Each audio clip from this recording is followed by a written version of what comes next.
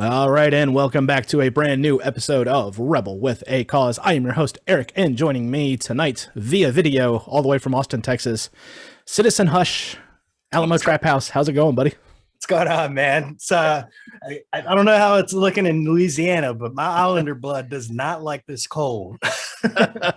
Yeah, it just started dipping down into like the low 40s today, and then by Monday we're supposed to be down into like the mid-teens. So I think Texas is looking at the same trajectory. oh man, it's so crazy. I was sitting there looking at the weather app on my phone, and then I saw it would dip down to the teens. So I was like, "There's no way that's fucking right." And then I was like, checked it like several. I was like, "Oh no, Yeah, I gotta go ramp the pipes."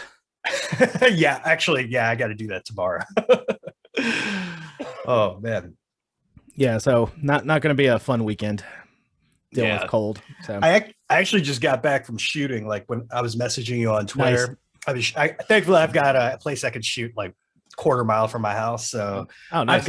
I've got probably some questionable materials on my fingertips right now. So if you see me like put my fingers in my mouth to just like slap me through Zoom. It's like, psh, stop that. I can't even keep my 4-year-old from sticking fingers all over her face. So kind of doubt I'm going to do that to a grown ass man. So same energy. yeah. Oh, and then he's drinking a Topo Chico to make me really, really jealous. So, Oh, hell yeah. Y'all got these in Louisiana? yeah, we get them. The racetracks are just filled with them, but it's like the first thing to go because, we get all the Mexican workers over here. Yep. So in the mornings, it's just gone by the time I get in there in the afternoon. I quit drinking maybe four and a half years ago, and started with these. I go through 12 of these a day almost. Yeah, just about. And I quit drinking so I could quit smoking cigarettes, but I did the math, and my cigarette addiction was more affordable than that.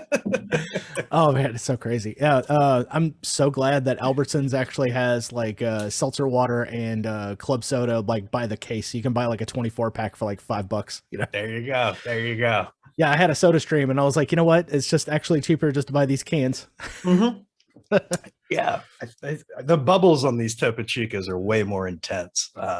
Yes, it's true for the skeptics out there. Yeah, if you haven't had Topo Chico, I mean, they're habit forming for a reason. Oh, absolutely. But don't buy them because they're getting more expensive. Yeah. It's like that whole importation from Mexico thing. It's gonna go up. Yeah. Oh man.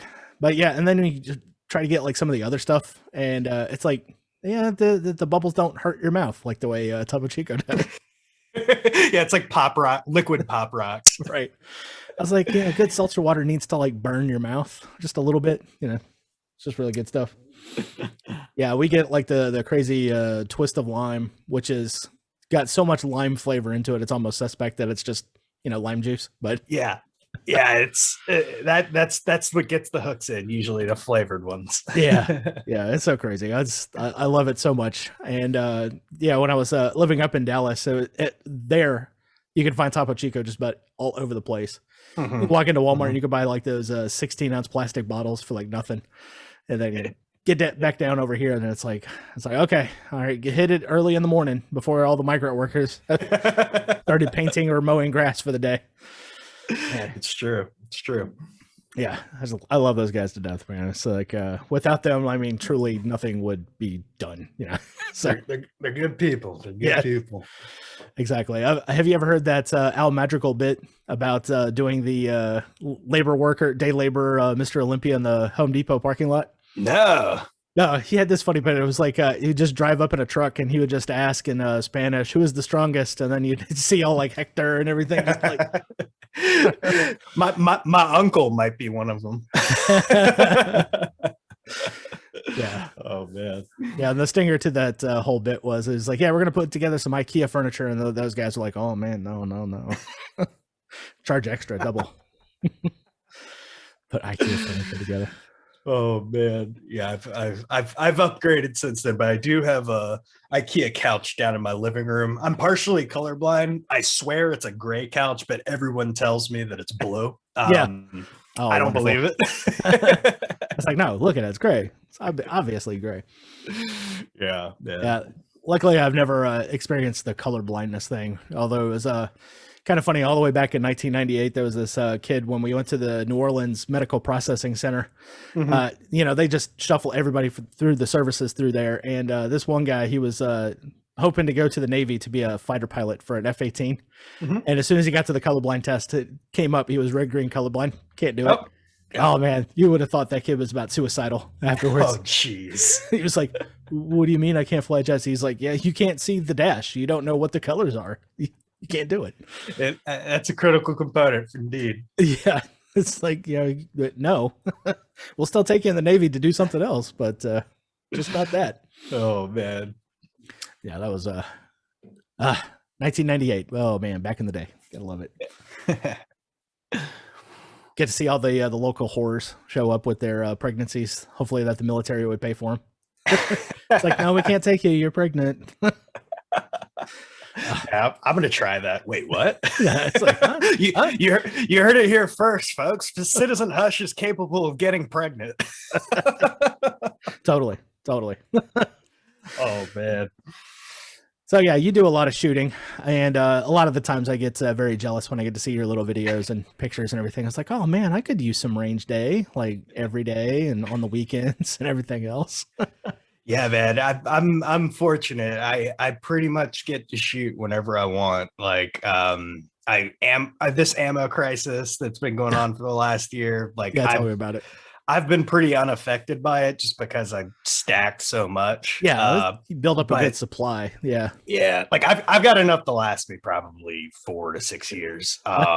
But like the reason why I did it is so that my homies like can still shoot with me, because like it's one thing to shoot by yourself when like you're working on stuff, but like shooting's also very similar to golfing. Like you do it to like hang out with your friends. And so now I've got a bunch of 22 that I'm like, okay, my friends who just want to shoot steel and talk and stuff, that's for those days. Yeah. 22 is cheap enough. So yeah. Can't find it anywhere right now, but so I saw that on Twitter, Phoenix Ammunition had posted, it was like, we went through a couple 100,000 rounds and sold it all out in seconds. So I had to post the Tyrone Bighams. It's like, y'all got any more of that 147 grain? Dude, 147 was expensive like before COVID. Yeah. It's like, I just want a lot of mass going down range. I don't really care, but that's really funny though. But I was like, man, if they're producing that much, surely they can give somebody a box or two here or there. Yeah. Oh, well. Phoenix are doing great stuff. I'm really, really impressed with that company. And and their Twitter doesn't pull any punches either, so that's also a good thing about it. For sure. And that's the crazy thing. Like I've been on Twitter for like 11 or 12 years now. And I remember it was May 2018 that I like came out of the closet as a gun owner. I lost like 6,000 followers that day. Oh, nice. Yeah. And what was it? And like I never knew that gun Twitter was like a thing up until around 2018. Yeah. And like it's actually like it's interesting because like you have Reddit where you have structured message boards about a theme, whereas Twitter, it's completely freeform. Like if you want to go like booty Twitter pics, like you can go find that. And like it's there. Trust me. You've got gun Twitter, you've got like Hispanic Twitter, you've got Black Twitter. New Orleans Black Twitter. If you guys haven't stumbled across it yet, you want to talk about shit that's not woke at all. Yeah, for sure. It's been an interesting because like my Twitter started as a meme, really. Like I automated most of my tweets. Like basically I just had a super simple script that was pulling the top memes from some of the meme subreddits and just reposting it as my own. That's how the meme economy works. Like when you see like big Instagram accounts, that's usually how they get their start. I was actually impressed the other day. A meme that I had created about a year and a half ago finally circled back around, and I saw it in somebody's timeline. I was like, oh yeah, I remember making that. Yeah, and like my shit was pretty much completely automated, and then like I just started posting random things throughout the day, and I was like, oh, attention feels good. And then It's all Definitely me something now. with that dopamine hit when you see it's like, oh wow, this tweet I sent out got 400 likes, yay. Yeah, and then I cry myself to sleep every night. Yeah. Yeah, if you could pull yourself away from the phone long enough to fall asleep, you know. Exactly. Yeah, I've got mine set right now to like have no notifications, so like I've have to go to Twitter in order to see it. So because there was a time where I would just see the phone light up and immediately pick it up and look at it. You know, when you're sitting there at a desk, you know, bosses are walking around and everything, and you don't have like a office or anything that you can go hide in. Yeah, it gets pretty squirrely. It's like, oh man, that guy's on his phone again. I was like, all right. When we tried turning it over, that didn't work because then you can still hear the from the vibration on it. So I was like, all right, just turn the notifications off. I'll check it when I check it. Stronger man than I. Yeah. Oh no, and then sometimes it's weak sauce too. So I think in your day job you said you do some engineering. Is that like civil, structural, that type of stuff, or data? So, data? Oh, yeah, okay, I got you. I've worked in tech now for coming up on 11 years. I started out as a data engineer. So usually when I introduce like what I do, yeah, I'm a recovering engineer. Like I remember my first day on the job, like I sat down and I was like, end of day, what do I need to do to never do this again? And so now I lead a team at a large tech company. I got you. A team of engineers, and I'm more on. I think what I do is probably more in line with like technical consulting and what is it? Project management, because I'm not writing code anymore, and I haven't probably. It's been a good 7 years since I've written code for a day job. No, you got code monkeys for that. So Yep. Yeah. So super bright guys. Some of them can be socially awkward, but of course. I mean everyone's got a specialization, and mine just tends to be translating complexity into things MBAs can understand. Right. Which ironically, I'm also a professor at UT Austin, where I teach in the MBA program. Yeah, so you get a hit on it from both angles, I'm sure. Yeah, so yeah, exactly. I'm in civil engineering myself, so it's awesome. But I'm on the design side, so I have to deal with the civil engineers. And you want to talk about some spaz, you know? It's like, okay, well, we're gonna do this and this and this. It was like, okay, hold on, you can't do that. We have this thing called AASHTO, and we can't put a road that way the way you want it to. It's like, well, just do it. I mean, you're the designer, just do it. I was like, okay, have a meeting awesome. about it. That's awesome, dude. So like in data engineering, the way I explain data engineering, like we're the civil engineers of the tech world. Like you have pipelines and highway systems for data, we build them. And so it's very similar. And if you think of like each discrete vehicle on a highway system is a unit of data, that's what we're building. Right. Yeah. So yeah, and right now we're doing like a big flood wall and levee system for Freeport, Texas, and that was kind of fun because we had a engineer who was getting all pissed that it was taking a while to set everything up, and he was like, "You see these homes right here? They need this levee." I was like, "No, let's not mistake anything. You see this Dow Chemical plant? They're the ones who put money in the pocket of the government to get the Corps of Engineers to want to put a flood wall and a levee right there. The homes are inconsequential. It's all Dow Chemical right here." So, oh man. Yeah, that's always so fun getting to deal with that. And then trying to motivate the other designers. I was like, well, you know, guys, think about it this way. I mean, you're recapturing some of your federal income tax dollars that were taken from you. It's true. It's true. Like when I was in grad school, I was an intern at the Cato Institute in their trade economics department. God bless you. Oh yeah. I remember I was like, maybe I'll go work in finance. Maybe I'll do the policy thing. Took me a 6-month internship at Cato to realize I was not a part of the op-ed writing class. And I was done with that. I was done. I was like, I'm gonna go make a lot of money in tech. See you guys. I think I hear my mom calling me. I gotta go, guys. Oh God. Yeah. I mean, I don't have a problem with Cato. I like them for the most part. Like I also don't pay attention to a lot of what they do anymore. So I actively avoid politics after that experience. Yeah, I don't blame you at all. It's like the only time I ever see Cato or like Reason stuff is it only if they've got a good article that everyone else is sharing, and then I was like, okay, well, let me get over read. And then you just read through it, and it's like, okay, you guys missed the point on this, and this, and it's like, okay, I'm gonna stop. I'm gonna throw this away for right now.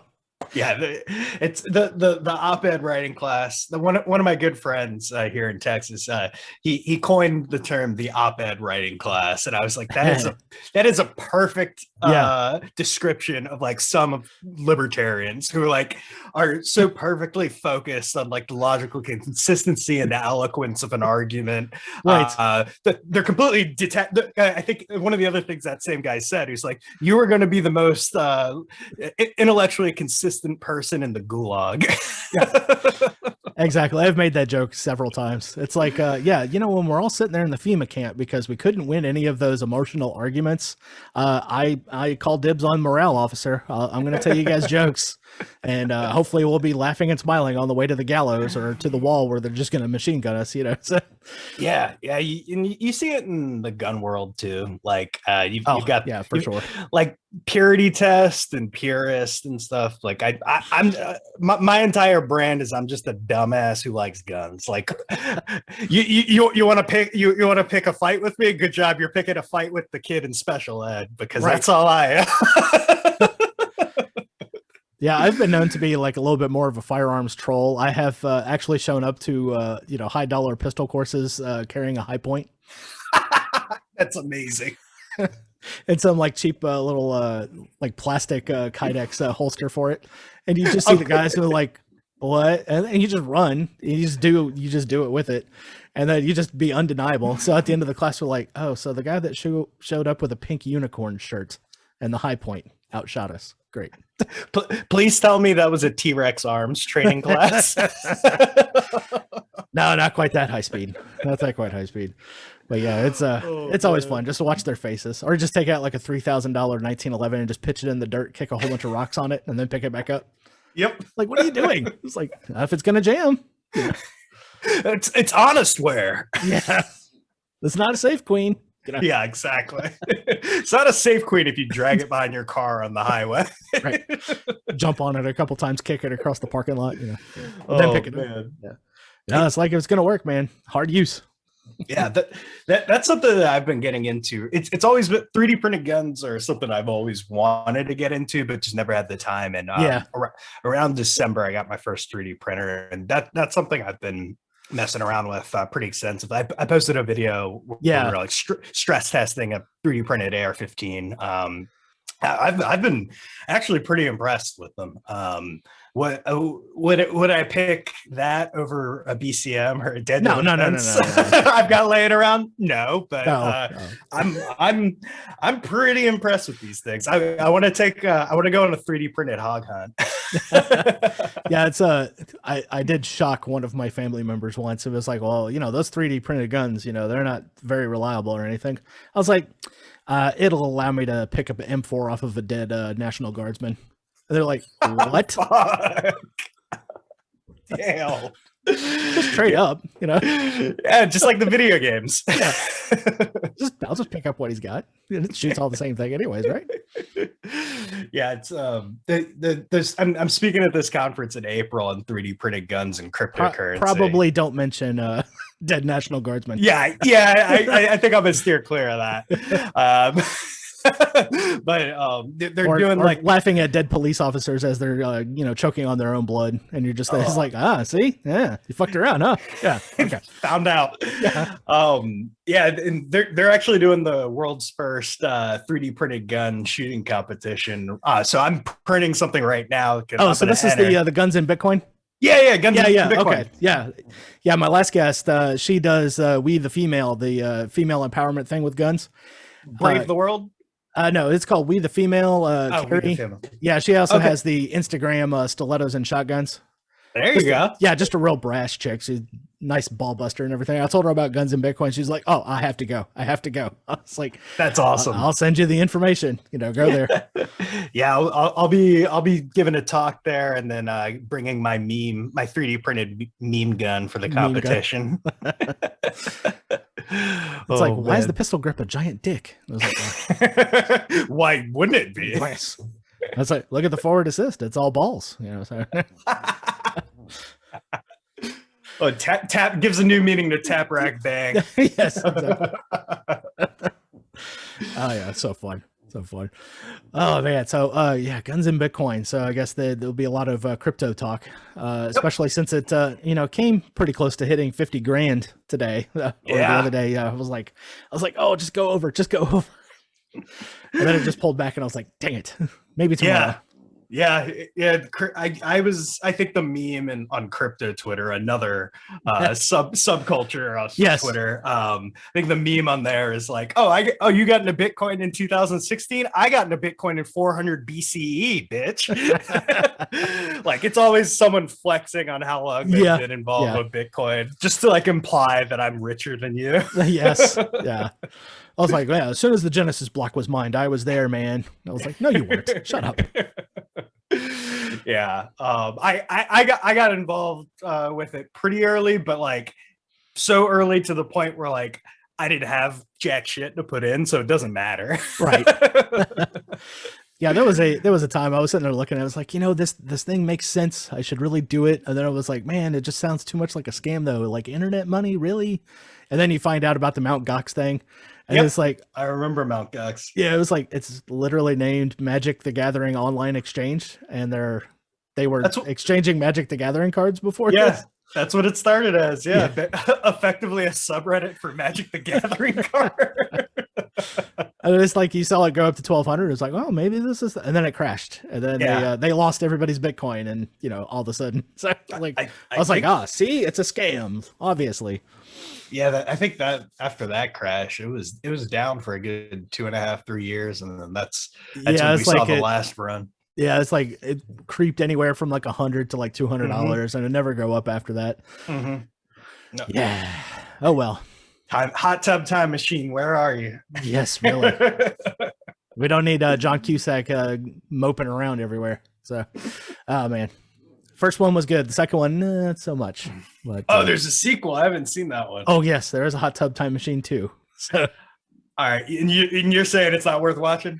Not really. I mean, you can watch it if you're a completionist, but yeah, I'm not. I figured they did everything that they wanted to do in the first one. I don't see the point of a second one, but they made it anyways. So, oh man, buongiorno. Who am I kidding? I don't speak Italian, but one thing I do know is good coffee. That's right, I'm a self-described coffee nerd, and I do love coffee from Italy, especially Lorenzotti coffee. And if you guys love Italian coffee as much as I do, then head on over to lorenzotti.coffee and grab yourselves some of the best coffee that I've had in a long time. These days, you can get good coffee just about anywhere, but why not have it shipped directly to your house? Any order over $15 is automatically free shipping, so you can't beat that. But if you want to do a little bit better on the price, you can always enter in the promo code RWAC for Rebel with a Cause, and you can save 10% off of every order. So guys, go stock up on your coffee. Do it now. Once again, that is lorenzotti.coffee. And as always, it's linked down in the show notes below. Check it out. I did like the first one a lot. Yeah, the first one was great, especially with the Russian energy drink. I was like, oh, these guys are commies. So good. The one guy wanted to be Motley Crue and like all of the 80s bands before they got too big and everything. I was like, come on, man. Can't do that. Then I saw there was a movie recently where they did that with an Indian guy in England. It's like everyone forgot who the Beatles were, or they never became a thing. It was called Yesterday. Yeah. Yeah, I saw that. Yeah, I saw that. And he just started doing Beatles songs, and I was like, oh, you motherfucker, you can't do that. Like by the end of the movie, I'm like hating the guy. It's like, oh, it's supposed to be like a rom-com. And I was like, no, this guy's a dickhead. Oh. He's just jacking people's shit. Yeah, exactly. I was like, now I don't believe in IP and everything, but at the same time, write your own stuff. Come on. Oh man, so you're an ANCAP, or where are you on the Liberty spectrum? On the Liberty spectrum, and it is always a spectrum, isn't it? Yes indeed. Yeah, so I would say just ANCAP with agorist tendencies, because if you're making stuff and selling it on the side, I view agorism as a kind of like a tool to go in the toolbox. It's not a way of life. It's not a personality. Mm-hmm. But there are some folks out there. You just watch their Twitter accounts and it's like, oh, this is all you. Okay. All right. I guess. That's you're not smashing the state in any kind of way, but you're making yourself free. And I guess I can't dog on it too much, but yeah. Nice. Yeah, I always explain to people that like practically, well, actually, on the liberty spectrum, we got more pronouns than like the woke side. like agorist. Like I knew what agorism was, but then like you've got market capitalist is apparently a hyphenated thing that's different than ANCAP. I didn't know that. Yeah. I usually just explain myself. I'm just like, I guess I'm an ANCAP ideologically, but like practically, I guess I'm a libertarian, but I don't vote. Yeah. No. Small L libertarian. Yeah. No, I mean that's all fine. It's just we're all like different shades of the same thing. So it's and we'll fight to the death with each other over little stupid stuff that will never have any bearing on our lives. Right. Yeah, it gets so fun when you're watching some of these arguments go back and forth, and it's like, guys, no one else has read that 900-page book. I promise you. Yeah, you can start quoting Mises all over the place, and nobody else has read it. Man, I gave Human Action like 250 pages of my life, and I put that shit down, and I was like, man, I'd rather read Twilight than this.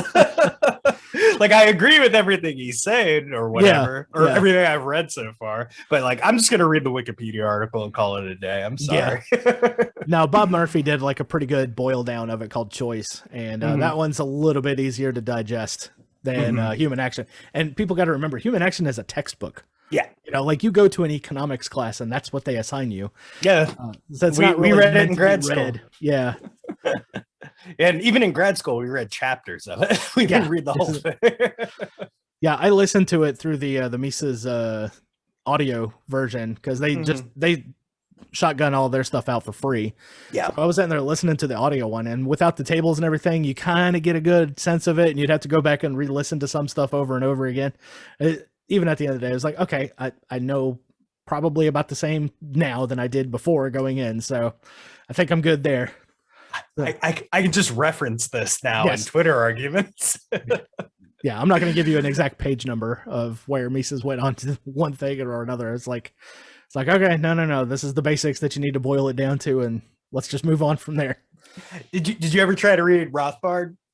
Yeah, I've read Man, Economy, and State, and What the Hell Has Government Done to Our Money? I probably missed it. And then listened to the whole Conceived in Liberty series that he did, including that new one where the guy had like transcribed all of his old notes. And apparently that was a little bit of a process because Rothbard had sloppy handwriting, and wrote in shorthand most of the time. So when I think of Murray Rothbard, I think of all the libertarians I would never invite over to hang out. Yeah, apparently he was quite the jokester back in the day. So if you ever watch some of the old videos of him, I mean, he's always cutting jokes and everything and laughing. So I can imagine he'd probably be okay to, I think he'd probably be okay to hang out with. I probably just wouldn't want to get into an argument with him over anything. So yeah, he was a reloader that didn't shoot guns, probably. Yeah, because that guy just knew a lot about everything. It was his background was in math, and then he got in economics to show why math was not the proper tool to explain the economy with. Yeah, and that actually kind of centered around the meme that I found the other day that somebody had reposted. It was like the chick falling asleep, and she's got like the nose ring, and then somebody holding a 9-volt battery up underneath it, and on her forehead it says socialism, and then the 9-volt battery says the economics calculation problem. Yeah, I had to explain that one so many times, and I was like, no. God, you see, there's all these variables in an economy, and a central planner can't account for all of it. You know, try to give like the basics of it, and they're like still like, why is a pricing mechanism so important? I think.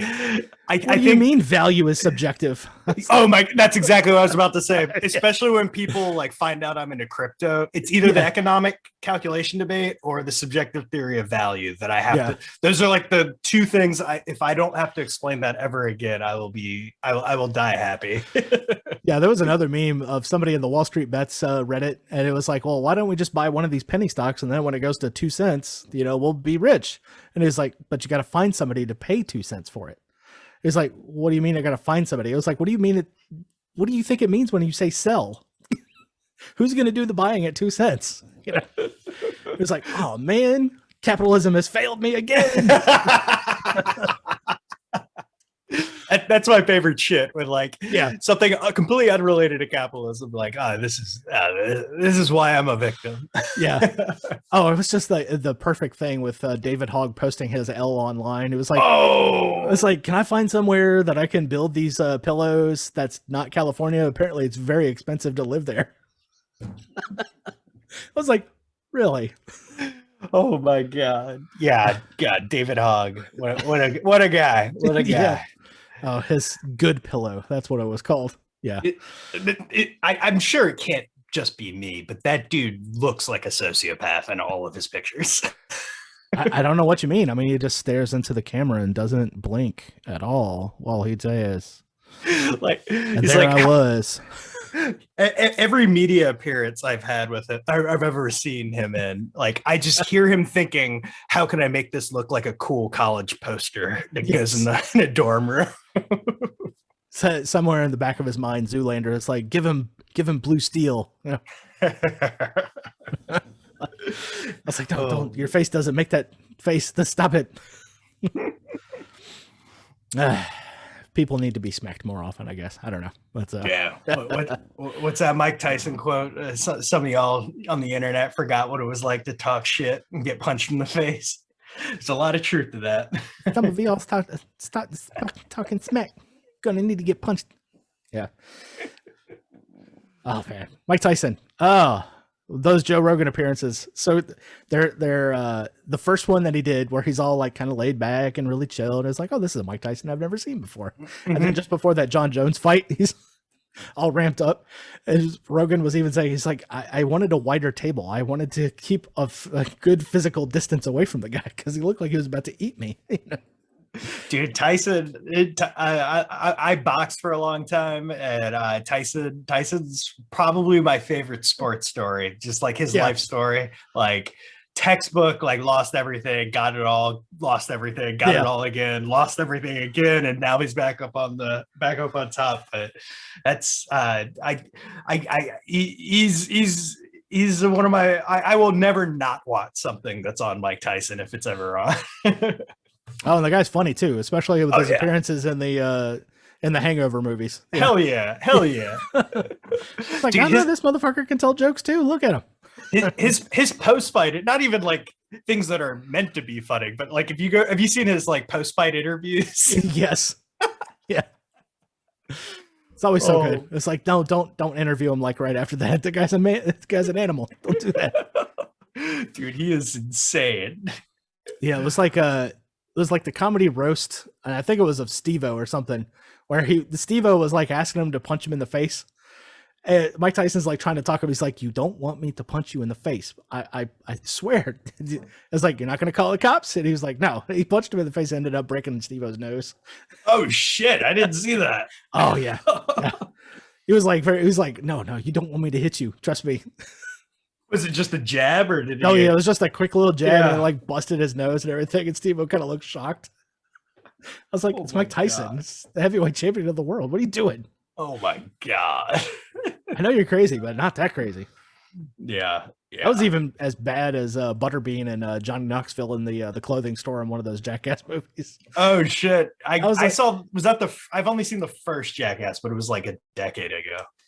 Oh man. Seeing that one in the theater. That was one of the movies I had to walk out of. I was like, I can't watch it anymore. I'm laughing too hard.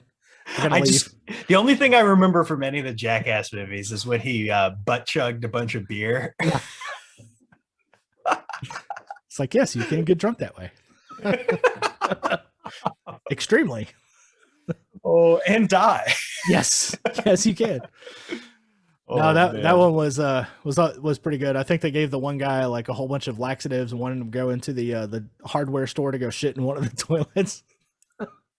Please tell me it was an Ace Hardware and not a Home Depot. Oh, it was something. They had like toilets on pallets like out in the middle of this room. He just hell yeah sits down with the newspaper and the guy was like, "Hey, you can't do that in here."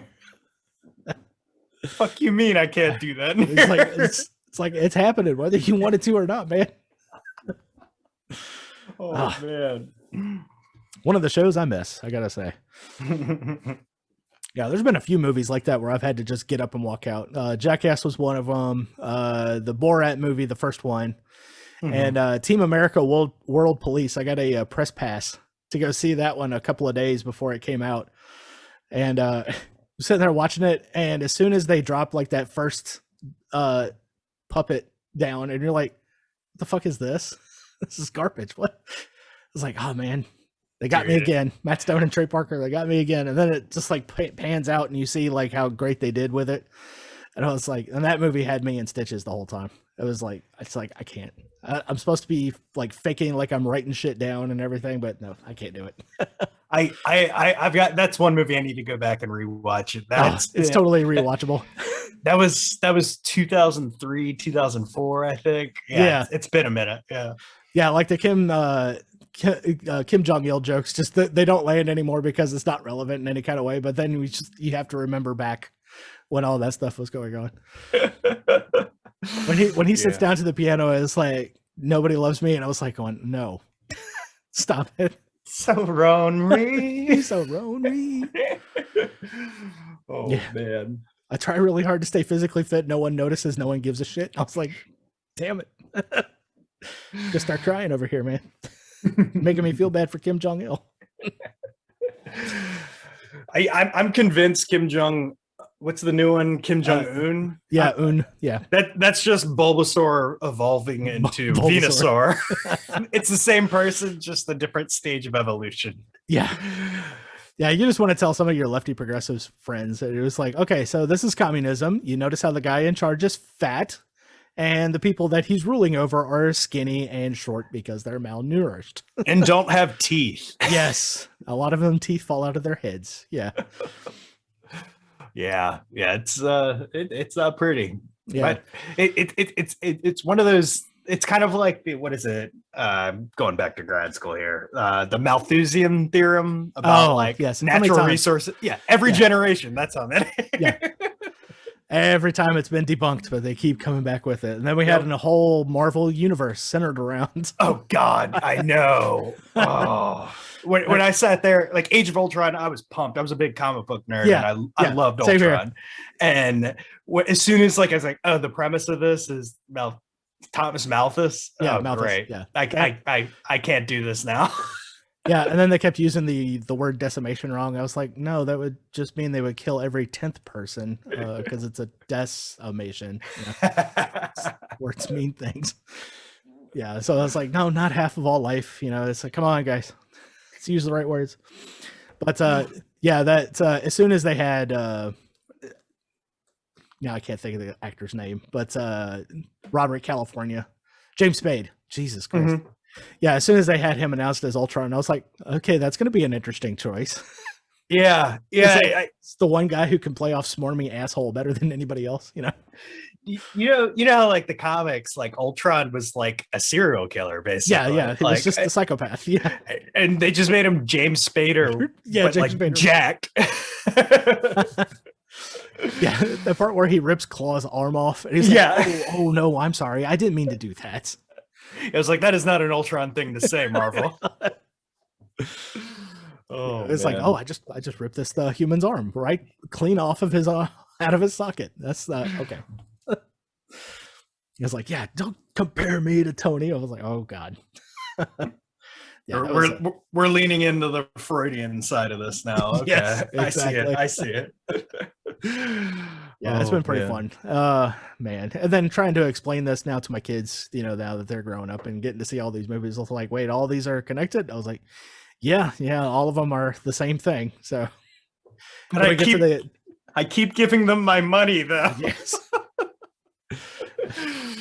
It's like you see the dollars go into your wallet, but you know that's Disney's money. They get it now.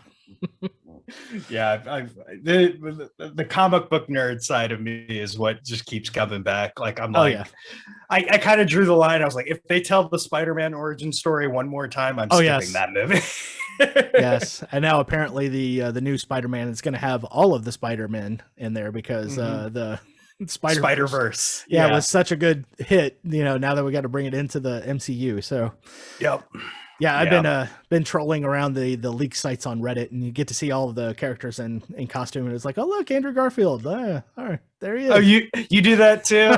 Yeah, I'm terrible, man. Yes. Like for Dark Knight Rises, like I was following it from like pre-production and stuff. Yeah. I was in grad school for that too, and then like I got tickets to the midnight showing. And then I see on Reddit that some guy in Australia who got it, who had the movie like 12 hours ahead of us, whatever the time difference is. Yeah, leaked everything. Yeah, he leaked everything. I was in line to get to the theater and I just read the entire plot. Yeah, yeah, I get so mad at those, at the ones that just definitely put some bullshit in their little, so-called leak. Mm-hmm. And it's like, that part didn't happen. What the fuck? Come on.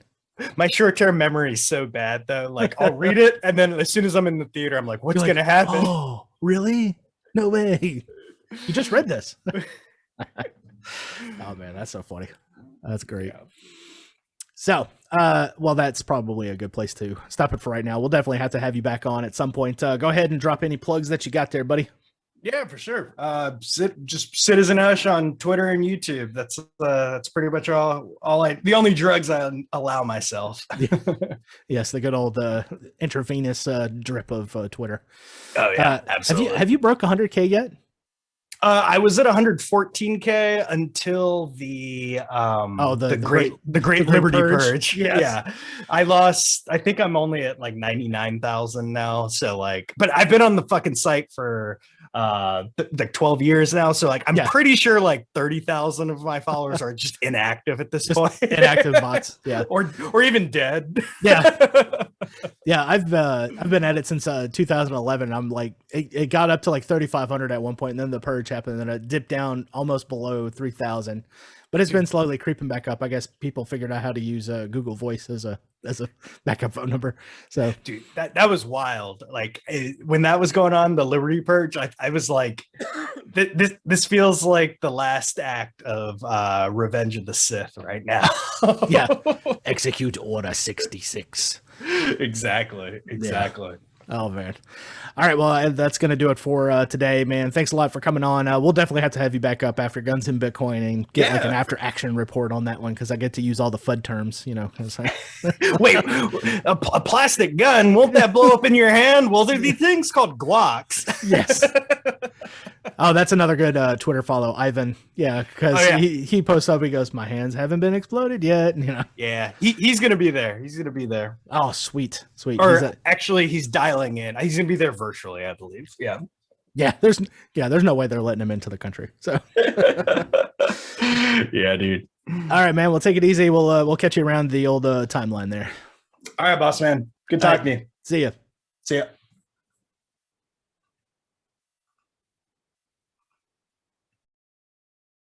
All right, and there he goes, folks. Citizen Hush, the Alamo Trap House. Gotta love that guy. He's a good follow to do on Twitter there. So you can catch him all over Twitter and YouTube, like you said. I'll have all of those notes down below so that you can just click on it. You don't have to go into your DuckDuckGos or your pre-search so that you can get paid crypto to search, of course. But also you can find all of my stuff down there in the show notes as well, because I got all kinds of things on there. The websites, ways to support the show, got the Patreon, Subscribestar, Float, as well as my Cash App, PayPal, all that other kind of stuff. Books coming along. I know been asked like once about it, so I feel like I owe you an update. So it's coming along slowly but surely, but we'll get it done and out there for everybody. But thanks for tagging along for this episode of Rebel with a Cause. And we'll come at you next week with a brand new episode. Until then, have fun.